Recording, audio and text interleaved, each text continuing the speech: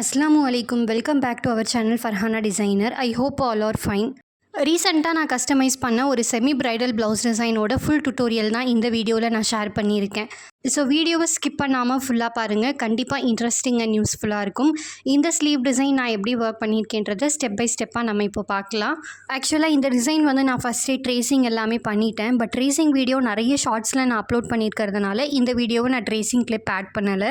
கிளைண்ட்டோட சாரீ வந்து ஃபுல்லாகவே இந்த மோட்டிவ் பேட்டர்ன் இருக்க மாதிரி தான் சாரியோட பேட்டர்ன். அதனால் அவங்களுமே ப்ளவுஸில் வந்து இந்த மோட்டிவ் பேட்டர்ன் எனக்கு கம்பல்சரி வேணும் அப்படின்னு சொல்லி கேட்டிருந்தாங்க. அண்ட் அவங்க செலக்ட் பண்ணியிருந்தது மெஷின் எம்ப்ராய்டரி மாடல். பட் அதை நான் ஆரி ஒர்க்கில் அப்படியே ரீக்ரியேட் பண்ணி எடுத்துகிட்டு வந்திருக்கேன். ட்ரேசிங் ஒர்க் பண்ணும்போதே புட்டாஸ்க்கான மார்க்கிங் எல்லாமே சேர்த்தே பண்ணிட்டேன். இப்போ ஸ்லீவோட பாட்டமில் ஸ்டிச் பண்ணுறதுக்காக டயல்ஜி பிராண்டில் இருக்க ஜரி த்ரெட்டை யூஸ் பண்ணி 3 லைன் செயின் ஸ்டிச் போட்டுக்கிறேன். அண்ட் செயின் ஸ்டிச் போடும்போது ரொம்பவே குட்டி குட்டியாக 3 லைன் இருக்க மாதிரி நான் போட்டிருக்கேன். நிறைய பேர் நான் த்ரெட் ஒர்க் யூஸ் பண்ணுற நீடில் நேம் கேட்டிருக்கீங்க. நான் யூஸ் பண்ணுறது த்ரெட் அயன் நீடில். ஃப்ளிப்கார்ட்டில் அவைலபிளாக இருக்குது. வியூ ப்ராடக்ட்டில் டேக் பண்ணுறேன், அதை கிளிக் பண்ணி பர்ச்சேஸ் பண்ணிக்கோங்க. செயின் ஸ்டிச் போட்டு முடிச்சதுக்கப்புறமா கட் பீட்ஸை யூஸ் பண்ணி ஒரு சிங்கிள் லைன் நான் ஸ்டிச் பண்ணிக்கிறேன். அண்ட் ரெண்டு கட் பீட்ஸாக தான் நான் ஸ்டிச் பண்ணிகிட்ருக்கேன்.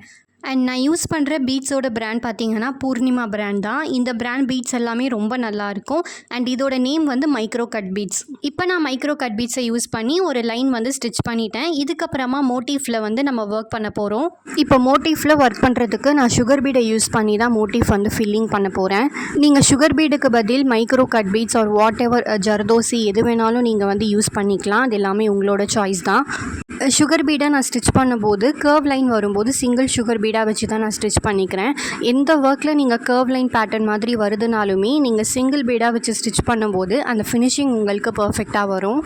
நான் ட்ரேஸ் பண்ணியிருக்க மோட்டிவ் டிசைனில் ஒவ்வொரு மோட்டிஃபும் நான் கம்ப்ளீட் பண்ணி இன்னொன்றுக்கு போகும்போது நான் எண்ணாட் போட்டு தான் கண்டினியூ பண்ணுறேன்.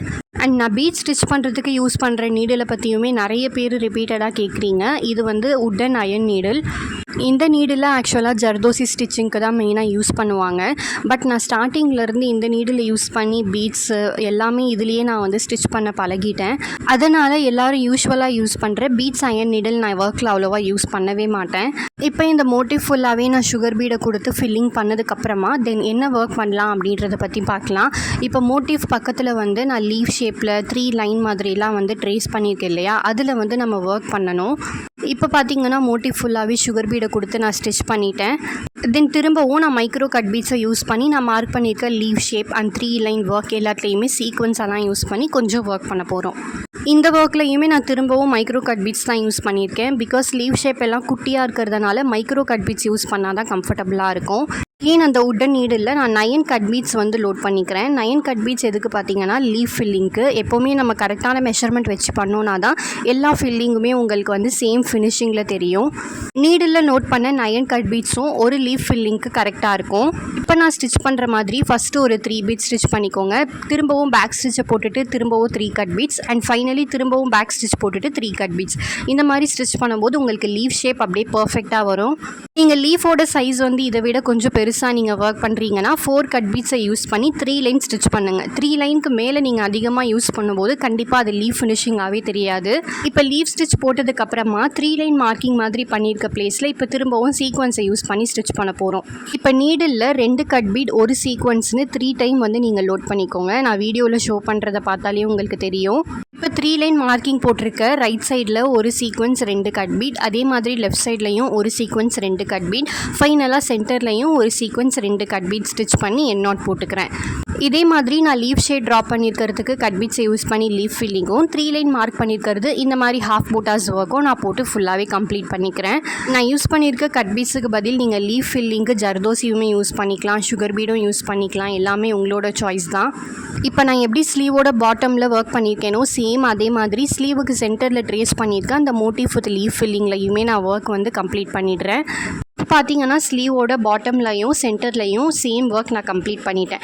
இப்போ அந்த மோட்டிவ் ஃபில்லிங்கோட சென்டரில் வர லைன் ஒர்க்கில் கட் பீட்ஸை யூஸ் பண்ணி நான் ஸ்டிச் பண்ண போகிறேன்.